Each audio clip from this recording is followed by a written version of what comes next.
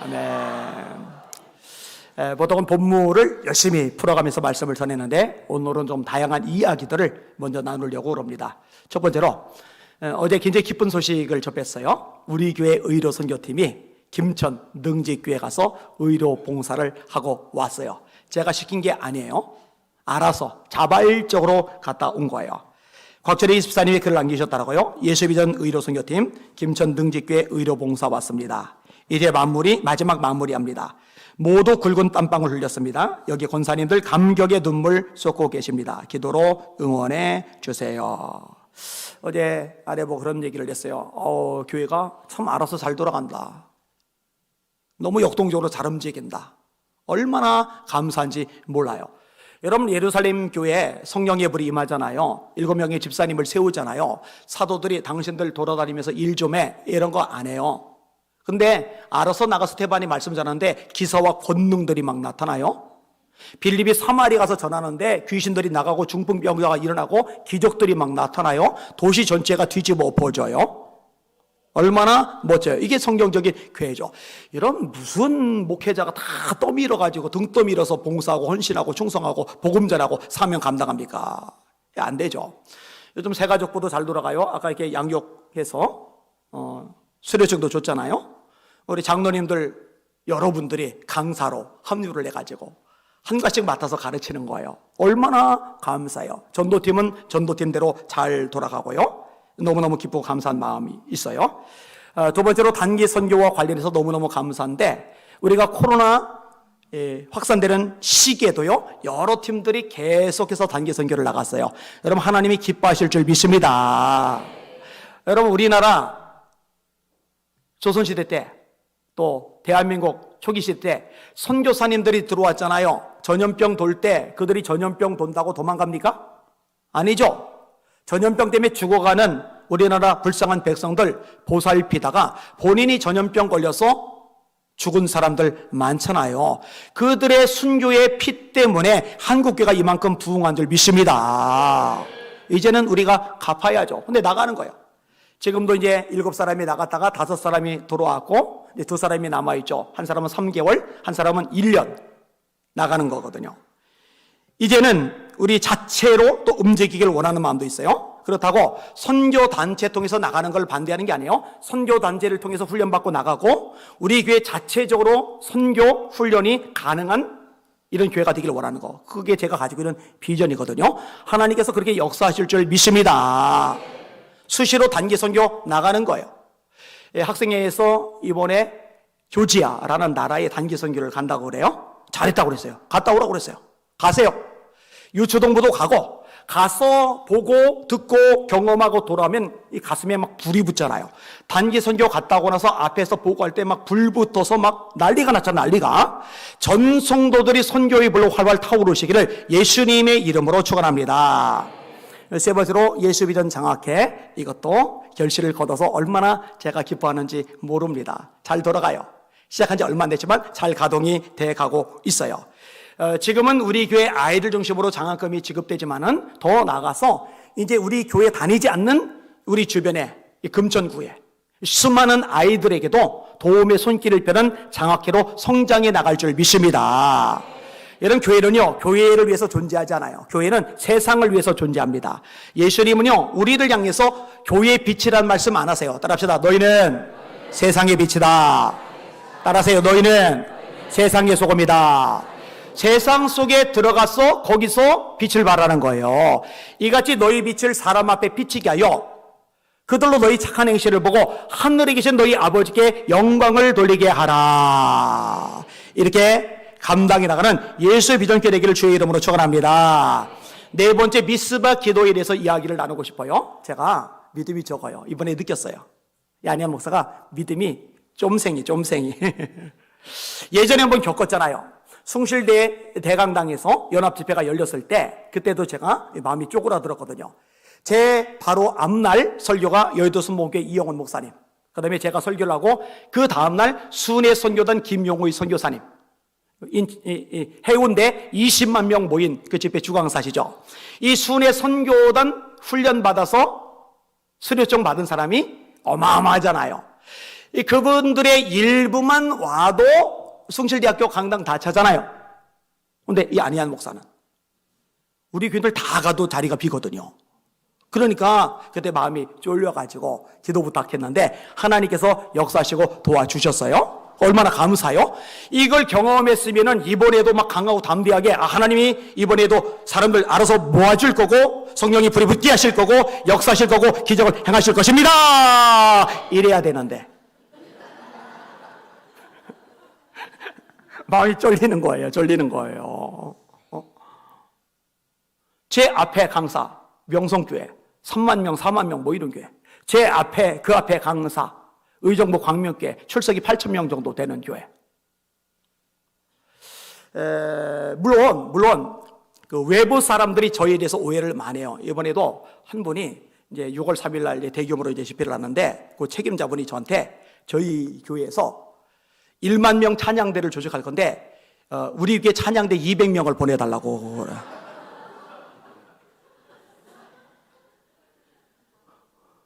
할 말이 없어요. 할 말이. 무슨 찬양대 200명을 보내요. 3만 명 4만 명 되는 교회는 200명 찬양대 보낼 수가 있어요. 그러니까 그 극동방송 아토리 꽤 넓은데 앞에 대형교회 목사님들 2분 거쳐나가고 그 다음에 3번째 전대. 그래서 이제 여러분들한테 월차 내서 참석해달라고 부탁한 거고 기도해달라고 그러고 합심해서 막 통성기도 막 시키고 막 그랬던 거잖아요. 근데 그날 제가 막 감격했어요. 울컥울컥해요. 여기도 우리 성도, 저기도 우리 성도, 거기도 우리 성도. 와, 진짜로 많이 왔어요. 월차들 내고 왔어요. 자녀들 다 데리고 왔어요. 그리고 유튜브로 부탁을 했는데 유튜브 방송 보고 온 사람들이 많아요. 그 예배당이 다 찼어요. 할렐루야. 다 못 들어와서 밖에서도 또 예배를 드렸어요. 할렐루야. 여러분 요즘 사람들 안 모이는 거 알잖아요. 제가 얼마나 감사했는지 몰라요. 그리고 또 한 번 깨달았죠. 내가 믿음이 좀 생기구나. 다음번에는 약한 모습 보이지 말아야지 이 생각을 했어요. 자, 5번째로 동성애 법안 막는 거에 대해서 이야기를 좀 하려고 그럽니다. 이것도 어제 아니하고 얘기했던 내용인데 처음에 법무부가 앞장서서 차별금지법을 발의를 했을 때 그때는 한국 교계에서 거의 안 움직여요. 이용희 교수님이나 저나 극소수의 사람들이 목숨 걸고 싸웠어요. 그 이후로 한국교회가 이제 많이 달라졌죠. 목사님들 많이 움직이고 성도님들도 많이 움직이고 전문가들도 많이 생겼어요. 얼마나 감사한지 몰라요. 이거 막아내야 됩니다. 그리고 하나님 역사하시면 막아낼 줄 믿습니다. 지금 이거요, 유럽의 나라들, 미국 같은 나라 이게 다 통과가 되었는데요, 이 대한민국만 2007년도에 처음 발의가 되었어요. 지금 2023년도입니다. 이렇게 긴 시간이 지나도록 막아낸 나라는 대한민국이 세계에서 유일합니다. 하나님의 역사인 줄 믿습니다. 그런데 지금도 사실은 이런 부분에 대해서 인식조차 못하는 목사님들 많고요. 아예 관심조차 없는 성도들이 생각보다 많아요. 우리 권혁준 집사님, 영미 집사님이 아산에 사는데 피켓 들고 거의 매주 터미널 가가지고 차별금지법 막는 반대 시위하면서 기도를 하고 있잖아요. 그죠? 그런데 아산에서 여기까지 오는 이유가 뭔지 아세요? 이런 것에 대해서 관심 갖고 기도를 해야 되는데 이게 한국교회 완전히 무너뜨리는 굉장히 악한 법인데 이런 부분에 대해서 제대로 목소리를 내거나 관심을 갖거나 기도하는 교회들이 너무 없는 거예요.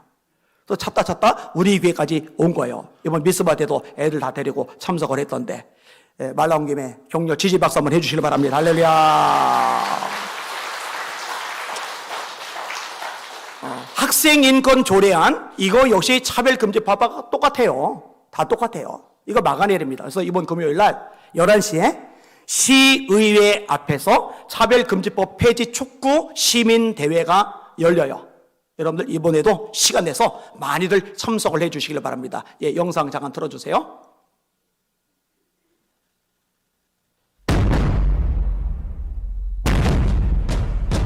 (11년) 전 재정공포된 서울학생인권조례는 학생이 성별이나 종교, 성별 정체성 등을 이유로 차별받지 않도록 하는 내용 등을 담고 있는데 시민단체, 종교단체, 교사들도 여기에 뜻을 모아 이제는 학생인권조례 폐지를 위한 연대운동을 펼쳐나가기로 했습니다. 사실상 더 큰 문제는 학생 인권 조례에 있다고 전문가들은 지적합니다. 조례에는 미성년자인 학생들의 차별받지 않을 권리로 임신, 출산, 성적 지향, 성별 정체성 등을 이미 포함하고 있고 지나치게 학생 인권만을 강조한 학생 인권 조례안의 영향 때문이라며 이를 폐지해야 한다는 목소리까지 나오고 있는 건데요. 서울시 학생인권조례법은 우리 자녀들을 향한 또 다른 포괄적 차별금지법과 다를 바 없습니다. 학교 강단에서 학생들의 인권을 빌미로 무차별적으로 자행되는 잘못된 교육에 대하여 우리는 종지부를 찍어야 됩니다. 3월 10일 금요일 11시 서울시 의회 앞에 깨어있는 우리 대한민국의 모든 성도 여러분은 모이셔서 우리 의원들의 마음을 반드시 움직여줄 수 있기를 진심으로 부탁드립니다. 그때 뵙겠습니다. 잠언 22장 6절 말씀에는 마땅히 행할 길을 아이에게 가르치라. 그래야면 늙어도 그것을 떠나지 아니하리라. 세계인권 선언문 26조 3항에는 그렇게 얘기합니다. 부모는 우리 자녀가 어떠한 교육을 받을지를 우선적으로 선택할 권리가 있다. 우리 자녀들에 대한 교육은 우리 학부모들이 결정해야 합니다. 3월 10일 시의회에서 나쁜 학생 인권 조례안이 폐지되도록 여러분들도 함께 나와서 외쳐주십시오. 길 교수는 학생인권 조례로 동성애 옹호 교육과 학생 방임, 교권 추락이 불가피해졌다며 학생들을 위한다면 학생인권 조례를 폐지해야 한다고 강조했습니다. 폐지 촉구 집회에 많은 시민이 나와야 저 어디 가서 찍었는지 모르겠어요. 압박을 받고 조례가 폐지됩니다. 3월 10일 금요일 오전 11시에 서울시 의회 앞 집회 많이 나오시기를 간절히 호소합니다. 예, 됐습니다. 여기까지 해주시기 바랍니다. 관심 갖고 기도해 주세요. 특별히 서울시 학생인권조례는 서울시 의회 의원들이 폐지할 수 있는 권한을 가지고 있기 때문에 서울시 의회 앞에서 가지는 거예요. 왜 토요일 날 안 오느냐고, 평일 날 오전은 모이기 힘들지 않느냐고 얘기를 하는데, 의원들이 왔다 갔다 하는 평일 날 오전에 거기서 많은 사람들이 모여서 압박을 가하는 게 필요하기 때문에 그렇게 하는 겁니다. 관심을 가져주시길 바랍니다. 자, 그 다음에 6번째 부분입니다. 하나님께서 희한한 일을 해주셨는데 그게 뭐냐면요, 여러분의 담임 목사 안희영은 생각보다 그렇게 대단한 인물이 아님에도 불구하고 대단하게 여겨지도록 하나님께서 좀 일을 하신 것들이 있어요. 그런 게 감사한 거죠. 그건 또 뜻이 있다고 생각이 되어집니다. 자, 예를 들어서 서울기독대학교 학교 지금 상황이 굉장히 지금 어수선해요. 이게 뭔가 좀 바로잡힐 필요가 있어요. 여기 총장이시던 이강평 총장님이 전화를 하셨어요. 이분은 이제 한국배구협회 회장을 지내시는 분이죠. 그 다음에 올림픽위원회 고위직을 지내시는 분이죠. 이분이 저에게 전화해서 도와달라고 요청을 하셨어요. 희한하죠? 제가 뭐라고?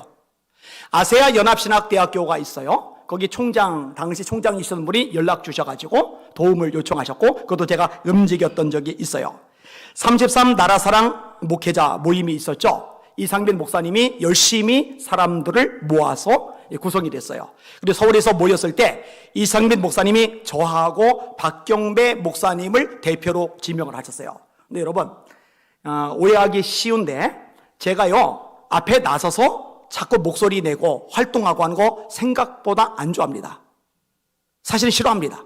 성격이 내성적이기 때문에 하루 종일 틀어박혀서 성경 읽고 기도하고 글 쓰고 묵상하고, 저는 이게 세상에서 제일 좋아요.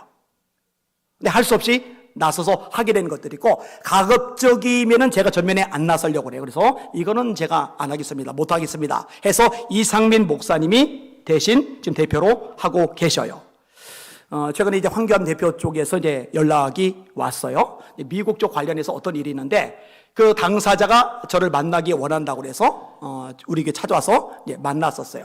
그리고 최근에 또다시 통화가 됐어요. 다음 주에 또 찾아오기로 했는데 같이 상의할 일이 있어요. 법적인 부분도 있어요. 근데 이상하지 않아요? 저는 법조계에서 문외한입니다. 저는 목사예요. 그분은 검사장 출신이죠. 법무부 장관을 지냈죠. 총리까지 지냈죠. 근데 제 도움이 왜 필요할까? 이상하죠? 근데 아까 얘기했잖아요. 이렇게 필요하도록 느끼게 만드시는 분은 저는 하나님이시라고 생각을 합니다. 인간적으로는 이게 될 수가 없는 일입니다. 여러분, 기독교 방송이라고 일컬어지는 것 제가 몇 개 얘기를 할게요. CTS가 있어요. CBS가 있어요. 극동방송이 있어요. 이 중에 CBS는 엄밀히 말하면 기독교 방송이 아닙니다. 제가 수없이 이야기를 해요. 목사님들 출연하지 마세요. 목사님들 후원하지 마세요. 성도님들 출연하지 마세요. 여러분의 교회가 후원하면은 건의하세요. 항의하세요. 목소리 내세요. 이 CBS는요, 차별금지법을 지지합니다. 학생인권조례 당연히 지지합니다. 퀴어 신학을 옹호하는 방송을 내보냅니다. 왜냐? CBS를 만든 곳이 NCCK거든요. NCCK는 기본 입장이 차별금지법 지지입니다. 아예 성명서를 낼 정도입니다. 배교짓을 서슴지 않아요. 그래서 제가 이거 없애려고 싸우는 거예요. 후원을 많이 끊어냈어요. CBS 방송이 알아요. 그래서 우리 교회가 확진자 나왔을 때 일반 방송들보다 먼저 우리 교회를 공격하면서 방송을 내보냈던 곳이 CBS입니다. 여러분, CBS가 코로나 확진자 나왔다고 대놓고 공격하며 했던 교회들이, 다른 교회들이 있는지 보세요. 우리 교회가 대표적입니다. 대표적. CBS 방송은 우리 교회를 싫어해요. 근데 이제 CBS, CTX 이걸 헷갈려해요. 그래서 저한테 어떤 사람이 항의 댓글을 달았어요. 아니, 차별금지법을 지지하는 CTS 방송에 목사님 왜 출연하십니까? 그래서 제가 답했어요. 그거는 CBS입니다. 저는 CTS고요. 이 CTS가 차별금지법이 왜 잘못인지 방송을 내보냈어요. 이걸로 소송을 당했어요. 감사하게도 승소를 했어요. 극동방송이 차별금지법 문제라고 방송을 내보냈어요. 소송을 당했어요. 똑같아요. 내용이 똑같은데 극동방송은 패소를 했어요. 이 대책팀이 만들어졌어요. 편성국장이 저에게 말을 해요. 이 대책팀에 합류해서 도와주세요. 근데 이제 정종현 목사님이 옆에 있다가 제대로 말씀하셨는데, 극동방송 막강합니다. 그 변호사들 엄청납니다. 전문가들, 강력한 영향력 있는 이 법조인들 가득한데 내가 가서 뭔 도움이 될까? 이 생각이 제 머릿속에 들어요. 그리고 가고 싶질 않아요. 시간 자꾸 뺏기니까. 체력 딸리니까. 그래서 그 편성국장한테 제가 전화를 했어요. 내가 꼭 필요한 모임은 아닌 것 같다. 나 안 가겠다. 그런데 김장한 목사님하고 이사장이죠. 한기봉 사장님하고 제가 반드시 참석해야 된다고 너무 세게 얘기를 해서 자기가 중간에서 어쩔 수가 없다고 얘기를 해요. 이상하지 않아요? 내가 가서 뭔 도움을 준다고. 그런데 도움이 된다고 생각하기 때문에 지금 말한 것 말고도 다양한 곳에서 저에게 함께 해달라고 요청하는데, 제가 볼 때 이것은 하나님의 일을 하라고 하나님께서 주신 축복이라고 확신합니다. 사실 이제 다음 주간에 청와대 비서관, 소통 무슨 비서관이 있어요. 거기하고 이제 만나는 것, 여기도 또 연락이 왔는데, 이거는 결국 제가 거절했어요. 제가 청와대 비서관 만나서 뭐예요? 예전에도 청와대 비서관 우리 교회까지 찾아왔었어요. 행정관도 찾아왔었어요. 그리고 얘기를 나눴는데, 정치권 비서관하고 얘기하는 거, 비서관이 막강한 힘을 가지고 있는 것은 맞지만 한계점도 있어요. 그러니까 그런 데는 굳이 제가 가서 시간과 에너지를 쏟을 이유는 없다고 판단됐기 때문에 거절한 겁니다. 어쨌든 하나님의 은혜라고 생각을 합니다. 그 다음에 7번째 항목인데요. 지역사회에 파고들 수 있는 기회를 하나님이 허락해 주셨습니다. 작년도에 제가 금천구 기독교연합회 회장을 지냈어요. 그리고 정말로 엄청나게 이게 활성화가 되었어요. 그러니까 사무총장 양준구 목사님이 대놓고 제가 연임해서 계속했으면 좋겠다고. 고문단 모였을 때 증경회장이신 김길배 목사님도 대놓고 목사님들 있는 속에서 안희한 목사님이 1년을 더 있으면 좋겠다고. 근데 그렇게 하면은 지금 다음번 회장 되기로 했던 목사님 상처를 받아요. 그런 식으로 일을 진행하면 안 돼요. 그래서 그거는 받아들이지 않아요. 해만 안 돼요. 그리고 금천구 기아대책기구 회장은 제가 계속 이어서 갑니다. 그 다음에 금천가정사랑학교 이사장, 이거는 제가 계속 합니다. 그리고 지역사회에 파고들 수 있는 계기가 있어요. 이번 월요일, 지난 월요일이죠. 며칠 전에 금천구청에 위탁된 50+ 센터가 있어요. 여기서 이제 국회의원도 오고, 구의장도 오고, 시의원도 오고, 복지위원장도 오고, 센터장도 오고, 그 다음에 음악인들도 오고, 음악인들 중에 우리 윤영숙 집사님도 그날 참석을 했어요. 그리고 제가 이사장으로 또 나가서 앞에서 이야기를 끄집어내고. 근데 이런 것들은 왜 열심히 참석을 하느냐? 간단합니다. 우리 교회가 지금보다 더 강하게, 더 다양하게 지역사회 곳곳에 파고들어서 하나님의 선한 영향력을 미치고 말 것입니다. 그럴 수 있는 토대, 길을 하나님이 다 열어주셨어요. 지난번에 부활절 연합예배가 산돌교에서 열렸잖아요. 우리 성도들은 참 잘 참석을 해요. 그렇죠. 오후 예배이기도 한데, 부활절 연합예배이기도 한데 당연히 가는 게 마땅한 거죠. 근데 제 마음속에 부러움이 있었어요. 어떤 부러움이냐? 저는 다른 거 욕심은 그렇게 많다고 할 수가 없는데 설교 욕심은 무진장 많거든요. 제가 십자군 전도대 할 때, 십자군 전도대가 하는 일이 뭐냐? 어려운 교회 가서 2년 동안 그 주변에 전도만 하는 거예요. 2년 동안 전도만 하는 거예요. 서울에 있었고 수원에 있었고 충주에 제가 있었어요. 근데 충주에 있을 때 설교를 너무너무 하고 싶은데 담임 목사가 아니다 보니까 설교할 기회가 없어요. 미치겠는 거예요. 막 속이 터질 것만 같아요. 그래서 하나님 앞에 기도했어요. 하나님, 전능하신 하나님, 제가 설교를 너무너무 하고 싶은데 제 어릴 때부터 꿈이 설교자, 그래서 아픈 팔 부여잡고 말씀 전하는 사람 되게 해주세요 하고 그렇게 3년 내내 기도를 했는데, 그리고 이제 목사가 되었는데, 그래서 이렇게 사역자가 되었는데 설교할 기회가 없습니다. 그렇게 기도를 했더니 어떤 일이 생겼냐면은 암 때문에 치료받는 목사님이 계시는데 그 지방에 목사님들 많은데 젊은 제 20대 중후반인 저에게 거기에서 매주 설교를 해달라고 요청이 와가지고 제가 매주 가서 설교했어요. 그때 얼마나 행복했는지 몰라요. 제가 부교육자로 있다가 개척을 하게 된 계기가 뭐냐? 부교육자로 있는데 설교할 기회가 너무 없어요. 미치겠는 거예요. 답답한 거예요. 속이 터질 것만 같아요. 그래서 개척교회를 시작을 했는데 모자라죠. 먹고 사는 게 보장이 안 되죠. 그러니 아이 분유 먹일 돈 없어도 물만 먹였다고 그 얘기를 뒤늦게 들었다고 이 얘기 여러 차례 얘기를 끄지 못했잖아요. 그런데도 불행하다, 힘들다, 지친다, 피곤하다 한 번도 생각해 본 적이 없어요. 왜? 설교를 시컷 해도 돼. 아무리 길게 해도 개척교회에서 설교 길게 한다고 뭘 하는 사람이 한 명도 없어요. 한 명도. 수요 예배 설교하죠. 금요 예배 설교하죠. 주일 오전 예배 설교하죠. 주일 오후 예배 설교하죠. 저녁마다 기도했는데 매일 저녁마다 설교하죠. 세상에 행복해요. 이렇게 이제 설교 욕심이 많은 저희다 보니까 이런 연합 예배 때 설교하면 좋겠는데, 근데 그 교회 부활절 연합 예배가 열리는 그 교회 목사님이 설교하는 이런 전례가 있는 거예요.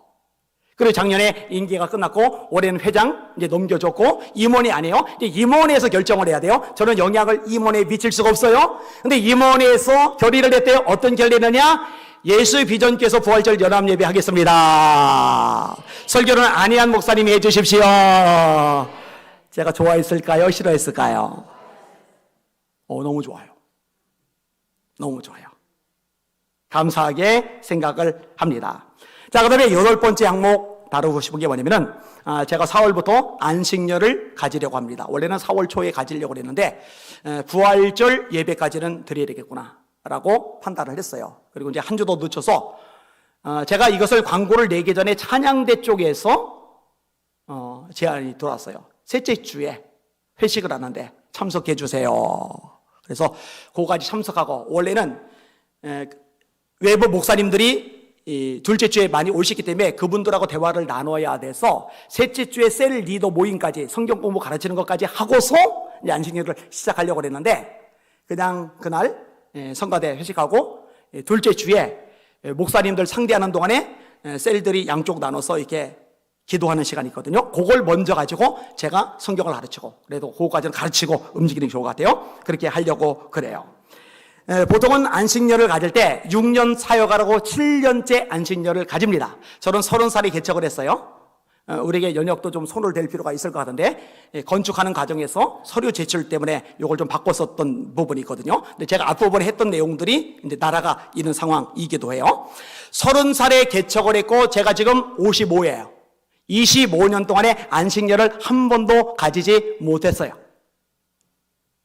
그러면 25년간 한 번도 가지지 못해서 안식년을 하겠다고 한 거냐? 사실 그것 때문만은 아닙니다. 여러분 아시다시피 제 몸이 엉망인 거 아시잖아요. 그죠? 한 팔 잘리고 이 팔만 가지고 40년 살았잖아요. 83년도에 팔을 잃고 지금 2023년도니까 정확하게 40년째란 말이에요. 한 팔만 가지고 살다 보니까 목뼈 뒤틀리고 척추뼈 뒤틀리고 허리뼈 다 뒤틀린 거 알잖아요. 왼쪽 다리 문제 생긴 거, 무릎이 가만히 있어도 쑤시는 거, 이쪽 손가락 관절 와가지고 고생하는 거, 특별히 요 가운데 손가락은 요즘에 주먹을 못 쥘 정도로 통증이 계속 오고, 그 다음에 제 머릿속에 뇌종양이 2cm가 넘는 게 있다는 거, 그게 이미 거대종양. 의학적인 견지로는 요양병원에 누워 있어야 된다는 거. 여차례 얘기를 했잖아요. 그죠? 그런데 제 몸이 움직여져요. 그러니까 목사님들이 걱정돼가지고, 목사님, 어떻게 살아요? 어떻게 움직여요? 어떻게 사역을 그렇게 계속해요? 보통 사람보다 배 이상으로 많이 하는데 어떻게 그렇게 해요? 그래서 제가 그 목사님들에게 이런 얘기를 해요. 아픈 거는 괜찮습니다. 일단 몸이 움직여지기만 하면 됩니다. 움직여지면은 아픈 거 참으면서 하면 되니까. 영창옥 권사님이 그런 얘기 했다고 그래요. 저렇게 아픈데도 웃으며 지내는 것 자체가 기적이라고, 뭐 이런 비슷한 얘기를 했다고 그래요. 여러분, 제가 인상 찡그리고 짜증내고서 우울하게 있는 거 본 적 있어요? 여러분, 저처럼 이렇게 온몸이 아프고 쑤시면은요, 웃는 거 쉽지 않습니다. 성령의 능력으로 가능한 겁니다. 근데 문제가 뭐냐면은요, 어떻게든 몸이 움직여지면 아픈 거 참으면서 하는데, 이제는 몸이 잘 안 움직여져요. 이 기침 가래가 작년 12월에 시작됐는데 지금 4개월째잖아요. 이게 끊임없어요. 그리고 다른 거 아픈 거는 제가 참아요. 뇌수술 받고 나서도 진통제를 안 먹고 제가 버텼다고 그랬잖아요. 여러분, 이거는 독한 거예요. 제 아내가 대놓고 말했어요. 독하다고. 그런데 이 독한 것 때문에 자기가 고생한다고. 왜냐? 제가 짜증을 아내한테 다 쏟았대요. 아픈 거 참으면서, 진통제 안 먹고 참으면서. 참은 아내에게 복이 있을진저. 그런데 두통은 문제예요. 원래 뇌수술 받고 나면 두통이 오는데 두통이 없이 지내다가 어느 순간부터 두통이 오기 시작을 했는데, 이 두통은 두통약을 먹어야 돼요. 왜냐? 다른 건 참으면 되는데 이 두통이 오면 생각이 안 돌아가요. 그럼 설교 준비가 안 돼요. 설교가 안 돼요. 어제도 두통약 2알 먹었어요. 오늘도 예배 드리고서 점심 먹고 나서 아마 먹어야 될지 모르겠어요. 지금도 있기 때문에 생각이 안 돌아가니까. 그리고 예전에는 이 두통약을 먹고 나면은 그래도 진정이 됐는데, 이제는 두통약을 먹어도 진정이 안 돼요. 그러니까 앞으로 17년 사역이 남았는데, 이 사역 목숨 걸고 전력대에서 다름질 하려면은 지금은 몸을 어느 정도는 회복시켜줄 이 텀이 필요하겠다. 그래서 안식년을 가지겠다고 말씀을 드린 겁니다. 제가 볼 때 안디옥 교회처럼 무장할 수 있는 조인계입니다. 바울과 바나 목회자는 딱 2명뿐인데 2명이 다 선교제로 나가서 몇 년 동안 없어요. 그럼 안디옥 교회는 무너지느냐? 아니요, 더 강력하게 사역을 해요. 우리 교회가 그런 교회가 되기를 예수님의 이름으로 축원합니다. 살림 제반적인 거는 우리 우장로님하고 상의하면서 여러분들이 알아서 잘 꾸려 나가시길 바랍니다. 그렇게 하시기를 바랍니다. 그런데 이제 신경 쓰이는 게 하나가 있기는 있어요. 그게 뭐냐면은 우리 집이 여기 5층에 있다는 거.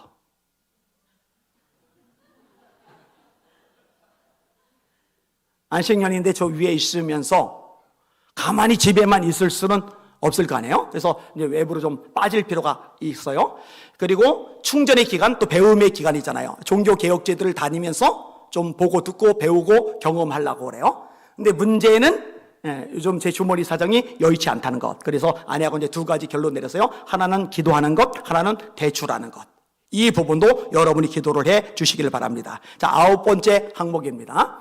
학교를 세우는 겁니다. 링컨 국제 아카데미. 어떤 학교를 원하는가? 첫 번째로 머리도 따라합시다. 영성을 키워주는 학교.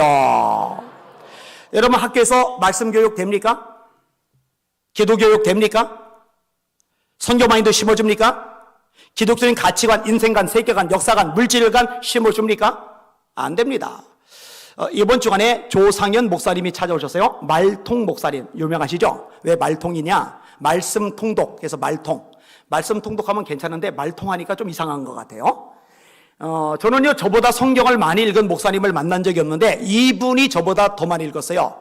어제 물어봤어요. 어제가 아니라 목요일 날이죠. 여쭤봤어요. 목사님, 지금까지 성경 통독 몇 독 하셨어요? 했더니 500독을 넘게 하셨더라고요.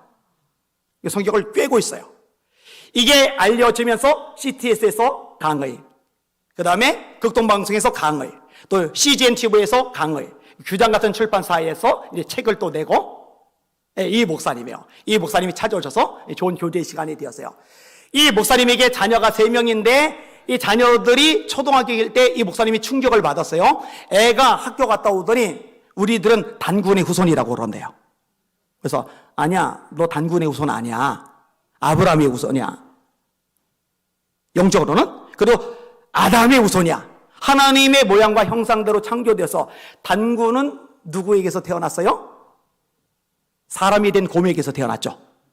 이 곰이 쑥과 마늘을 먹으니까 동굴 속에서 버티고 도망가자고 호랑이 도망갔는데 곰이 버티고 쑥과 마늘을 먹으니까 여자가 되었고 그래서 결혼을 해가지고 태어난 인물이 단군이다. 근데 아빠가 목사 입장에서 그거 아니다라고 말하는데 애가 고집을 부리는 거예요. 담임 선생님이 우리 단군의 후손이라고 하셨다고 애가 그걸 받아들이는 거예요. 여러분 이거 심각하죠? 지금 진화론적인 사고가 교과서에 다 깔려 있습니다. 젠더 이론 지금 다 들어가 있습니다. 역사 교육 지금 심각합니다. 끔찍할 만큼 문제들이 많아요. 선생님들도 몰라요. 기독교인들도 몰라요. 그 파고들고 분석하고 연구하고 이런 과정이 없으면 모를 수밖에 없어요. 그러니까 이 목사님이 결론을 내려버렸어요. 학교 안 보낸다. 그래서 중학교 때는 3명 다 학교를 안 보내버렸어요. 그럼 어떻게 되느냐? 애들 교육 잘 됐죠. 신앙교육 잘 됐죠. 그래서 2명은 미국에서 공부하고 1명은 이제 한국에서 공부하고 둘째는 중3 때 대학교를 들어가 버렸어요. 중3 나이에. 그리고 2년 반 우리나라에서 공부하고 2년 반 지난 다음에 이제 미국에 가서 공부를 하고 여러분 우리가 일주일 내내 성경적인 가치관, 세계관, 인생관, 물질관, 역사관을 아이들에게 심어줘야 될 줄 믿습니다. 그런 학교를 만들려는 거예요. 이게 가장 핵심입니다. 그러면 두 번째 따라합시다. 실력을 키워주는 학교. 단순한 대안학교를 만들 생각이 없어요. 여러분 학부모들의 관심사는요 대학입니다. 좋은 대학에 보내면은요 소문이 나요. 우리 아이들을 보냈던 용인의 페이스턴 기독국제학교가 좋은 명문대를 많이 입학을 시켜요. 근데 이 학교는 기독교 학교라 아침마다 예배를 드려요. 졸업식장에 갔더니 졸업식인데 학교 졸업식인데 이거는 학교 졸업식이 아니에요. 예배지. 찬양팀이 나와서 찬양 인도를 해요. 통성기도 인도를 해요. 그 다음에 설교가 나와요. 그 다음에 학부모들 나와서 인사하는데 학부모들 나와서 인사가 뭐냐? 전부 간증해요. 우리 애들 보낼 때 학생이 40명이었는데 지금 500명이 넘어갔어요. 그런데 대기자가 줄을 섰어요. 왜냐? 좋은 학교 보내니까. 부모들이 안 믿어요. 불교 신자도 있을 거예요. 그런데 상관없어요. 애들 진학되면 보내는 거예요. 이 보낸 아이들에게 말씀을 심어주면 이게 복음화인 줄 믿으시길 바랍니다. 제가 MIS 국제이사장이었어요. 작년까지. 그리고 이사회에서 최근에 이제 제가 이사장을 내려놨어요. 이거는 아프리카에 있어요. 이 아프리카 유치원 때부터 아이들을 받아들여요. 학생들은 300명 정도 됩니다. 6개국어를 가르쳐요. 여러분, 청년들 6개국어 가르치면 머리 터집니다. 어른들 못 따라갑니다. 그런데 아예 아기 때부터 6개국어를 가르치면요, 이게 익숙해져요. 그러니까 애들이요, 다른 학교들하고 레벨 자체가 달라요. 그러니까 어떤 일이 생기느냐, 이슬람 부모들이 자기 애들을 이 학교에 보내려고 막 안달이 나는 거예요, 안달이. 그럼 아이들이 와서 뭐 하느냐? 예수님을 만나는 거예요. 할렐루야. 여러분 우리 학교가 만들어지고 이 학교가 실력도 제대로 키워준다. 이게 소문이 나면 믿지 않은 부모들, 불교 신자들도 우리 학교에 애들 보낼 거고 이 아이들에게 복음을 심어주는 학교가 될 줄 믿습니다. 얼마나 기가 막힌 일이 발생할 거예요. 지금 유초동부가 미전도 종족 수준입니다. 중고등부가 미전도 종족 수준입니다. 청년들 교회 다 떠났어요. 이대로 10년, 20년 가면 한국교회 메가리가 없어져요. 그런데 대안이 뭐냐? 학교들 세우는 거예요. 여기에 아이들이 모여들게 하는 거예요. 불신자 자녀, 타종교 자녀들 와서 예수님을 만나는 기적의 통로가 될 줄 믿습니다. 이거 해야죠. 세 번째로 인문학적인 소양을 키워주는 학교 세울 겁니다. 입시가 다가 아니에요. 좋은 학교 보낼 거지만 그게 다가 아니에요. 책 읽혀야죠. 실력 진짜 키워야죠. 우리 대한민국 대학생들 죄송해요. 머리 비었어요. 시험만 잘 봐요. 인문학적인 소양이 없어요. 잘난 척해서 죄송한데 여러분의 담임 목사는요 진짜 책을 열심히 읽었어요. 평생 동안 책에 목숨을 걸고 싸울 정도로. 결혼을 했는데 아내가 귀찮아지는 거예요. 왜냐면 책만 잡고 있으니까 책하고 결혼했어요, 나하고 결혼했어요. 이러니까 그럴 정도로 제가 책에 목숨을 걸었어요. 칸트, 헤겔, 토인비, 말리노프스키, 레디클리프, 브라운, 도스토옙스키, 체우프, 투르게네프. 그래서요, 이게 이쪽에 전문가 분들하고 제가 대화를 나누면서 그분들이 저를 인정해주고 기꺼이 자리매김을 해주게 하는 요인 중에 하나가 이런 인문학적인 소양이 들어가요. 우리나라의 인문학적인 붐을 일으켰던 이지성 작가가 절 보고 한 말이 있어요. 안희안 목사님은 은둔 고수입니다. 자기는 알려졌죠. 책 인쇄만 40억이 넘게 들어오는 사람이니까 어마어마하잖아요. 책이 어마어마하게 팔려가잖아요. 근데 저는 그런 차원은 아니지만 대화를 나누다가 이제 아는 거예요. 안희안 목사님은 은둔 고수입니다. 할 만큼. 제 아내도 늘 손에 책을 들고 살아요. 감사한 일이죠. 우리 애들도 중학교 졸업하기 전에 기본적으로 400권 이상의 책을 읽겠어요. 제가 교인들에게 여러 번 했던 말이 있어요. 대학을 졸업하는 것보다 책을 많이 읽는 게 훨씬 낫습니다. 우리 아이들 책을 읽을 거예요. 그런데 그냥 잘 안 돼요. 그래서 기숙학교를 하면서 실력 키워주고 신앙 제대로 심어주면서 책을 읽히고, 책을 또 읽는 것만 가지고 안 됩니다. 자기 입으로 말할 수 있어야 돼요. 자기 손으로 글을 쓸 수 있어야 돼요. 자기 말로 말할 수 있는 게 진짜 자기 지식이고, 자기 손으로 쓸 수 있는 글이 진짜 자기 지식이거든요. 안 그러면 안다고 생각하는데 사실은 아는 게 아니에요. 안다고 착각하는 거지. 그럼 토론이 있어야 돼요. 글쓰기가 있어야 돼요. 죄송해요. 자꾸 애들 얘기해서. 우리 애들은 책 읽고 요약하게 만들어요. 이걸 계속했어요. 어디 갔다 오고 나면 기행문 쓰게 해요. 그 다음에 주제 하나 주고 이걸로 시를 써라. 이걸로 글을 써라. 이런 훈련을 계속 시켜왔어요. 근데 우리 아들은 제 아이들이니까 시키면 어쩔 수 없이 해야 되지만, 우리 애들이 아닌 다른 아이들, 우리 교회 수많은 아이들은 제가 그렇게 할 방법이 없어요. 걔들 부모가 아니기 때문에. 근데 학교를 하면은 이 학교 시스템 속에서 이거를 아예 의무 과정으로 집어넣어서 실력을 키워줄 수 있습니다. 그 다음에 네 번째, 다섯 번째 항목 간단하게 넘어갈게요. 예체능 쪽에도 관심을 기울일 거고, 그 다음에 세계가 지금 급속도로 변해요. 미래 사이가 완전히 달라져요. 요즘은 접할 거요. 기사로 많이 나오니까 챗 GPT. 이게 아주 기가 막힙니다. 이후에 뵙던 설명을 좀 더 길게 했는데 그냥 넘어갈게요. 나노, 자율주행, 드론, 그 다음에 4차 산업의 핵심적인 특징은 융복합이거든요. 여러분의 담임 목사는 이런 부분에서 관심이 있고 계속 연구하고 글을 읽고 책을 접하기 때문에 알지만, 대다수의 성도들, 어른들은 지금 세계가 어떻게 급속도로 돌아가는지 몰라요. 근데 우리 아이들 다음 세대들도 이런 부분에 무시하면 안 돼요. 알아야 각 분야 속에 들어가 미리 선점하고 영향력을 미치고, 이 영향력을 가지고 복음을 전하는 통로와 도구로 삼을 수가 있거든요. 이 모든 것들을 염두에 두고 있는 겁니다. 이런 위대한 학교가 세워지도록 기도하시고 꿈을 가지고 대가 지불하는 여러분들 되시기를 예수님의 이름으로 축원합니다. 자, 오늘 이렇게 본문 들어갈게요. 이 본문에 어떤 내용이 있느냐? 아니다. 이 본문 얘기가 이제 좀 더 얘기할 필요가 있다. 근데 우리가 이제 IM 거를 차용을 하려고 그러는데, 그 이유가 뭐냐면요. 검정고시에 치르지 않고 학교에 적을 두고 또 교과부의 간섭을 받지 않고 진행할 수 있는 좋은 대안이 되기 때문에 그래요. 여기 이제 학력적인 부분을 첨가하려는 거고요. 근데 3개월간을 이 교사 디렉터가 가서 교육을 받아야 돼요. 학생들과 함께. 근데 이 3개월 누가 가요? 그리고 아이들 집안에 아예 데리고서 살면서 애들에게 영향을 미칠 교사가 필요해요. 그래서 제가 누구한테 이걸 제안했냐면은 고현미 집사님에게 제안을 했어요. 이유가 있어요. 영성이 뒷받침이 될 필요가 있는데, 보니까 기도 훈련이 확실하게 돼 있다고 여겨지는 거예요. 그런데 여러분, 제가 감동받아서 얘기할 때는요, 하나님의 인도하심이 있어요.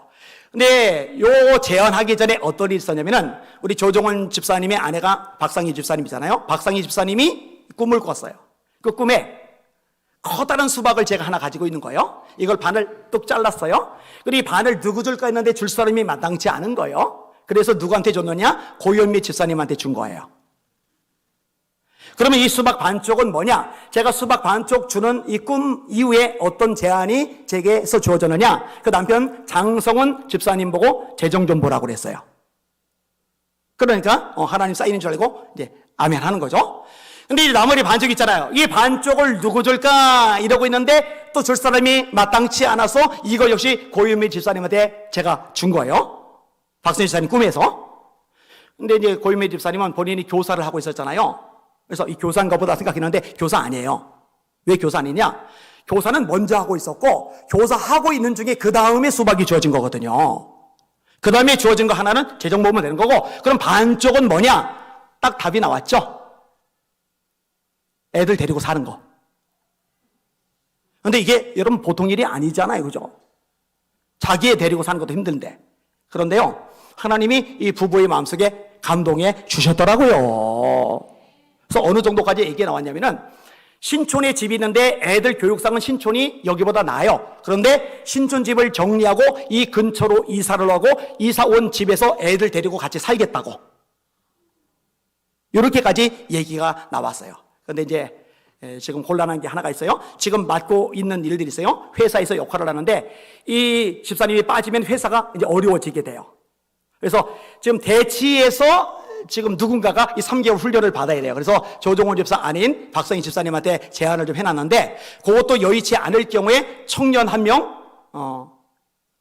일단 그거 다 배워와서 그 다음에 자료를 받아낼 수가 있으니까 그렇게라도 진행하려고 그래요.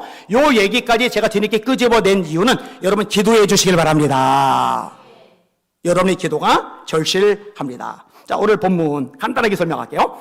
하나님이 뭘 하시느냐? 새 일을 행하시겠대요. 그 새 일이 뭐냐? 광야에 길을 내시겠대요. 여러분, 길을 내는 게 얼마나 어려워요. 여러분, 광야를 왜 광야라고 그래요? 길이 제대로 안 나 있으니까. 길이 나 있으면 도로라고 그러죠. 길이 없으니까 광야인 거예요. 여러분, 지금의 첨단의 문명을 자랑하는 시대도 이 광야의 길을 내는 것은 한참 수많은 에너지와 재정이 들어가고 인력이 투입이 되어야 되는데, 이 옛날 시대에 광야의 길을 내는 거 불가능하죠. 근데 여러분, 불가능하지만 하나님은 하실 수 있습니다. 그 다음에 이보다 더 대단한 게 뭐냐? 사막에 강을 낸다. 여러분, 사막은 물이 없기 때문에 사막이죠. 근데 사막에 커다란 구덩이를 파고 저기 먼 지역에서 물을 엄청나게 헬기로 공수에다가 여기다 채워요. 그럼 어떻게 되느냐? 밑으로 다 빠져나가요. 만약에 사막에 거대한 웅덩이 저수지를 만들 수 있으면 이것도 기적일 거예요. 불가능이 가능해진 거예요. 그런데 이 저수지보다 더 대단한 게 뭐냐? 강물이 흐르는 거예요. 이 강물이 형성되는 거는 말이 안 돼요. 불가능해. 근데 하나님이 뭐라 하시느냐? 내가 사막에 강을 낼 거야. 사람은 불가능하지만 하나님은 이 새 일을 행하실 수 있습니다. 이게 뭐냐? 이스라엘의 회복이에요. 나라가 망했어요. 예루살렘 성이 무너졌어요. 성전이 불타버렸어요. 백성들이 바벨론의 포로로 끌려갔어요. 이 나라가 70년간이나 주권을 잃었는데 회복이 된다. 불가능해요. 근데 하나님이 새 일을 행하시면 가능해집니다. 하나님이 그 일을 행하셨습니다. 근데 그게 다가 아니에요.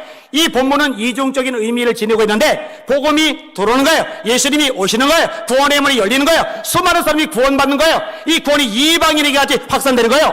이 타조 승냥이는 상징적으로 이방인의 구원을 염두에 두는 거거든요. 이것도 하나님이 이루어 주셨습니다. 이제 예수님이 재림할 날이 가까워 오는데 앞으로 부흥의 역사가 일어날 겁니다. 그리고 이 역사의 중심에 우리가 쓰임받기를 원하는 강렬한 열망이 제 안에 있습니다. 우리는 안 되지만, 불가능하지만, 어렵지만, 말이 안 되지만 하나님이 역사하시면, 개입하시면, 도와주시면, 써주시면 얼마든지 새 일을 행하시는 거 우리가 경험하고 간증하고 기뻐할 줄 믿습니다. 설교 제목이 이겁니다. 따라합시다. 주님이 행하실 놀라운 일을 기대하라. 한 번 더. 주님이 행하실 놀라운 일들을 기대하라. 예전에 지하교회 빡빡빡빡 길 때 그때도 큰 소리 많이 쳤거든요. 혼자 큰 소리 친 거는 아니에요. 하나님 감동 주셔서 한 거죠. 그리고 그때는 믿는 사람들 일부, 안 믿는 사람들 대다수. 근데 지금은 우리 성도들이 제가 말하면 믿어줘요, 따라줘요, 움직여줘요. 외부, 밖에, 외부에서도 믿어주고 따라줘요, 움직여줘요. 얼마나 감사한지 몰라요. 이번에 학교 한다고 그럴 때도 남 권사님 우리 교회 출석을 안 하는데 우리 교회는 아니라고 하면 되게 섭섭해 하세요. 수시로 와가지고 제가 활동하는 데 필요한 자금을 큼직하게 주세요. 그리고 최근에도 또 찾아오셔가지고는 학교 씨앗 헌금 드리고 싶다고 300만 원을 주고 가셨어요. 우리 상영환 집사님도 한번 1000만 원 가져오시고 학교 쓴 데 쓰라고, 그 다음에 조금 지나서 다시 2000만 원 가져오시고. 근데 제가 볼 때 앞으로 밖에서도 이렇게 많이 움직여질 거예요. 그리고 교계에서도, 또 교계가 아닌 일반의 리더 그룹에서도 제가 뭔가 말하면은 이제 귀를 기울이고 움직여지고 함께 조직화가 돼 가요. 여러분, 하나님께서 하시면 다 됩니다. 역사가 일어납니다. 기적이 일어납니다. 주님 재림 전에 쫙 뻗어가지고 전 세계적으로 수많은 선교의 역사 이루고 그 구원의 열매들 더불어 재림하시는 예수님 영접해야 되는데, EXB에 쓰임받은 아이들이 우리 교회에서 커나갈 줄 믿습니다. 함께 기대하고 함께 기도하고 함께 헌신하는 저와 여러분들 되시기를 예수님의 이름으로 축원합니다. 아멘. 기도합니다. 하나님 아버지, 우리 사랑하는 성도들이 한마음이 되어서 이 비전에 뛰어들게 하여 주시옵소서. 함께 움직이며 순종하게 하여 주시옵소서. 하나님, 스케일이 작으면 안 됩니다. 스케일이 커지게 하여 주시옵소서. 비전을 주시옵소서. 하나님이 큰 일을 기대하게 하여 주시옵소서. 예수님 이름으로 간절히 기도하옵나이다. 아멘. 성만 잔식을 하겠습니다.